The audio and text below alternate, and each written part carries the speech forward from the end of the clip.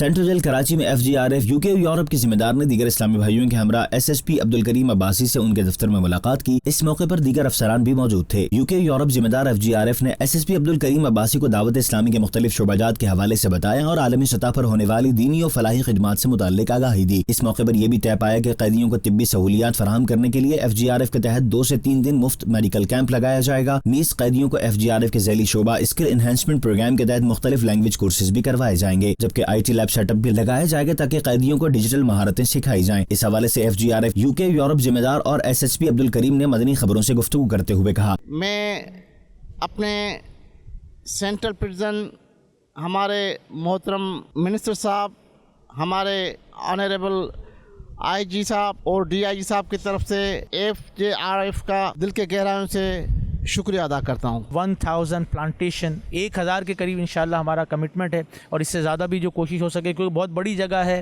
Need بھی بڑی ہے، اور ہمارے SSP صاحب نے بہت تعاون کیا، ان کے آفیسرز نے۔ آخر میں FGRF کے اسلامی بھائیوں نے SSP عبدالکریم کے ہمراہ شجرکاری مہم کے تحت پودے بھی لگائے۔ اختتام پر SSP عبدالکریم عباسی نے UK یورپ ذمہ دار کو FGRF کی شاندار کاوشوں کے اعتراف میں اعزازی سرٹیفکیٹ بھی پیش کیا، جبکہ FGRF اور UK یورپ ذمہ دار نے مکتبۃ المدینہ کی کتابیں تحفے میں پیش کی۔